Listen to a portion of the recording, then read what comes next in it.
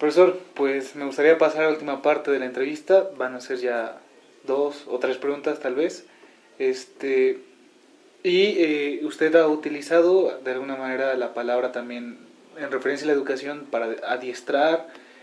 Yo busqué, bueno, encontré en un texto que también ocupaban la palabra domesticar, ¿no? Se domestican a los individuos, se adiestran a los individuos, se educan a los individuos, porque de alguna u otra manera pues se nos prepara para movernos en un espacio laboral, en un espacio social y de alguna manera seguir todos ciertas pautas y ciertos ámbitos, ¿no? Y no tengamos conflictos tal vez ni entre nosotros en los ámbitos sociales ni en los ámbitos laborales. Pero también llega a haber individuos que ya sea por razones psicológicas o psiquiátricas, pues no se adaptan tan fácilmente ni a las formas de educación ni a las formas sociales, ¿no? Que no pueden cumplir los horarios, que les cuesta seguir órdenes, que les cuesta ver estas figuras de autoridad y acatar lo que ellas dictaminan, y de alguna u otra manera son problemáticas para la educación, ¿no? Porque siento que muchos profesores se topan con este tipo de individuos en el que pues no hace las tareas, no le interesa, no tiene preocupación por su educación, y puede que a veces no sea tanto una voluntad de él, sino que sea todo este contexto psicológico, psiquiátrico que puede llegar a sucederle a muchísimos individuos, ¿no?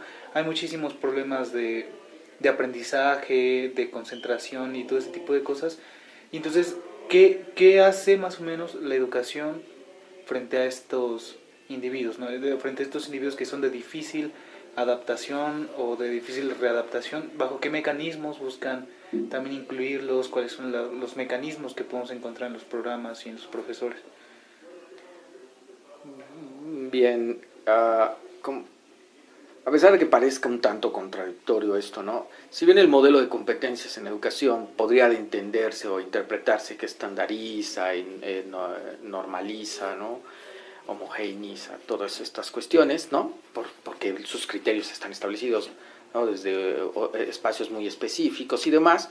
Por otro lado, decíamos también hace un momento, ¿no? De sus virtudes, ¿no? Te puede permitir, ¿no? Trabajar con personas tan diversas, todos lo somos, ¿no?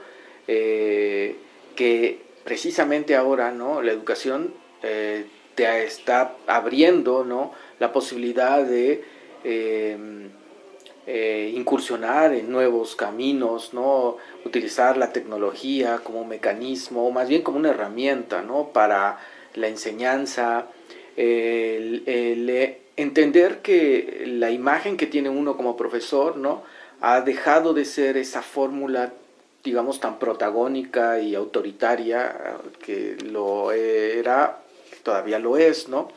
Pero bueno, esta dinámica del cambio en la educación, el modelo por competencias, todos estos elementos que se van sumando, ahora colocan a uno como profesor, ¿no? En una cuestión más de, como les puedan llamar, facilitador, ¿no? Acompañante o X y Y, ¿no? Pero bueno, el punto está en que uno ya no necesariamente debe ser el protagonista de ese espacio llamado salón de clases o aula, ¿no? Que uno no tiene toda la verdad. Que con alumnos con estas características, ¿no? O estas cualidades, ¿no? Uno debe buscar formas, ¿no? Caminos que te permitan el trabajo de enseñanza y el aprendizaje para él también, ¿no? Y viceversa, ¿no? Que uno termina también aprendiendo. Entonces, en algún sentido, esta incertidumbre, ¿no? Que podría verse es para ambos, para el alumno y para el profesor, ¿no? Para el profesor porque uno no está, digamos, acostumbrado, ¿no? a trabajar con personas con ciertas cualidades, ¿no? Y entonces es un reto igual, ¿no? Digamos que en ese sentido también uno podría pensarse bajo el modelo de competencias, qué tan competente puedo ser para resolver estas situaciones a las que ahora me estoy enfrentando, ¿no? Para no discriminar y demás, ¿no? Que no es el asunto de la discriminación, sino cómo puedo yo trabajar, cómo puedo yo resolver ahora de lo que me estoy enfrentando, digamos, en el sentido más estable o como más normal sería que todos pudieran dar atención, que todos leyeran, que todos hicieran la tarea, pero no es eso, ¿no? Eso no pasa y no creo que va a pasar ya. La tecnología, decía, es una herramienta, la apertura, ¿no? Comprender el contexto, ¿no? Que esa es una cuestión muy, muy compleja además, ¿no? Pero inevitablemente nos tenemos que acercar nosotros los docentes, ¿no? A tratar de ver el contexto de los alumnos, ¿no? Sus circunstancias y realidades, digo, en la medida de nuestras posibilidades, no para justificar, ¿no? Sino para poder buscar, ¿no? Alguna herramienta, algún mecanismo que me permita a mí la enseñanza. Si no, lo que podría pasar, ¿no? En una lectura muy cerrada del modelo es que estas personas terminan siendo no aptas, ¿no? Para la enseñanza por competencias y no capaces o hábiles, ¿no? Esa sería una lectura bastante cerrada, ¿no? Y me parece retrógrada, sí, y atroz. Ahora, si la idea, digamos, en el fondo es que todas las personas, ¿no? logren desenvolverse laboralmente, ya sea a través de un trabajo o generando sus propios medios, ¿no? De trabajo, ¿no? Que esa sería como la parte más excelsa de todo el modelo, ¿no? Porque se traduce en ser productivos, entonces pues no hay que incluir a todos, ¿no? Ya sean personas con habilidades o discapacidades o como quieran llamarle, ¿no? Pero que puedan ser productivos, ¿no? Entonces, bueno, más o menos esa pregunta, ¿no? Ahora, las personas que no se adaptan, ¿no? Aparentemente a estos escenarios de escuela donde todo esto haya incluso hasta formal, yo adelante, ustedes ahí frente a mí, ustedes sentados y demás. No, es cambiar, ¿no? Movemos en lo más, digamos, inmediato, movemos las sillas, ¿no? Vamos, no necesitas estar en el salón de clases ahora, estas formas de educación semipresencial, educación virtual, que cada vez están incursionando más en los escenarios de formación, permitirían a estas personas incluso poderse seguir, ¿no? Preparando escolarmente hablando, incluso laboralmente, ¿no? Porque bueno, ahora en el futuro muy inmediato tendríamos la oportunidad de encontrarnos con trabajos que no necesariamente tienes que estar ahí, ¿no? Que lo puedes hacer en tu casa o que lo puedes hacer a través de otros caminos, mecanismos, ¿no? Y creo que esa es la parte que quizás habría que dimensionar, ¿no? El mundo en el que nos ubicamos, decía un profesor que participó en el colegio, ¿no? Que en paz descanse, el doctor Pérez Diestre, ¿no? Yo recuerdo mucho estas palabras, ¿no? Cuando me decía, bueno, las culturas antiguas, egipcias, mesopotámicas, ¿no? Mayas, o sea, sus muestras materialmente del no cambio son significativas, son altamente relevantes, monstruosamente maravillosas, ¿no? Una pirámide es, para él nos decía, el monumento al no cambio, ¿no? A la permanencia, a la estabilidad, ¿no? No importa de qué cultura, pero es eso, ¿no? Y él nos mostraba, ¿no? Y el mundo actual es el mundo de Heráclito, sí, ¿no? Para nosotros podríamos decirlo así, del cambio completo, de la única constante que tenemos es el cambio, ¿no? Entonces, eso es lo que tenemos, ¿no? Y creo que eso es a lo que busca la educación prepararnos, ¿no? En ese sentido propositivo.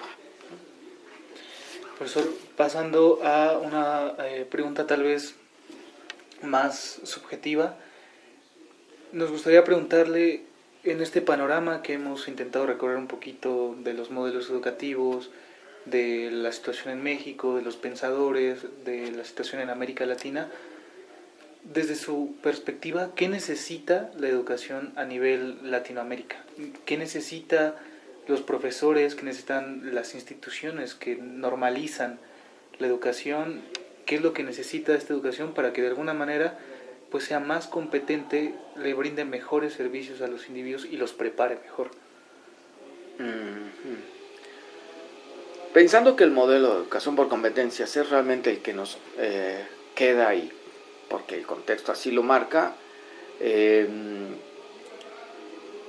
podríamos creer que eso se avecina, ¿no? Que va a haber mejores condiciones de vida y demás, ¿no? Para las personas que están estudiando y para los que estamos trabajando, ¿no? En esa fórmula muy idónea, ¿no? En una realidad, ¿no?, ya más específica, para Latinoamérica y México, creo que habría que considerar, bueno, es inevitable no adherirse o estar alineado a este modelo, porque pues así se ha presentado, ¿no?, como lo que tenemos que seguir todos. Entonces, quizás, ¿no?, creo que ya lo han señalado otras personas de manera mucho más brillante que uno, ¿no?, tomar el contexto, ¿no? O sea, si bien no me permites no salirme del modelo, entonces sí debo yo apropiarme del modelo, ¿no?, y ubicarlo en mi contexto para poderlo, pues sí, desenvolver adecuadamente, ¿no?, que responda a mis necesidades, que responda a mis circunstancias. No como, de alguna forma, parece ser, esto siempre ha sido, ¿no? Y no solo en la educación, sino en otros espacios, ¿no?, donde se nos imponen o donde se copian, ¿no?, modelos o teorías y X y Y, o incluso hasta filosofías, ¿no? Sí. Sino, no, es, decía otro doctor, ¿no?, el doctor Curie, ¿no?, es apropiarte de la teoría, apropiarte del autor, ¿no? Él lo decía con otras palabras. Sí. Y entonces, que responda a tus propias necesidades, ¿no? Entonces, quizás podríamos tener mejores, más bien podríamos ver algo más real como un cambio, ¿no?, como una transformación en la sociedad, ¿no? Pienso que eso todavía no se da, ¿no? Al menos hablando de educación básica en México y media superior, esto, pues no, eso ya está, el modelo por competencias, y las competencias y sus atributos y demás están dados, no hay más. Quizás en educación superior todavía tenemos la oportunidad, ¿no? Incluso el doctor Carrera, ¿no?, me lo mostraba, ¿no? O sea, hay que generar una competencia que sea crítica de las competencias, ¿no? Le llamaba competencias críticas.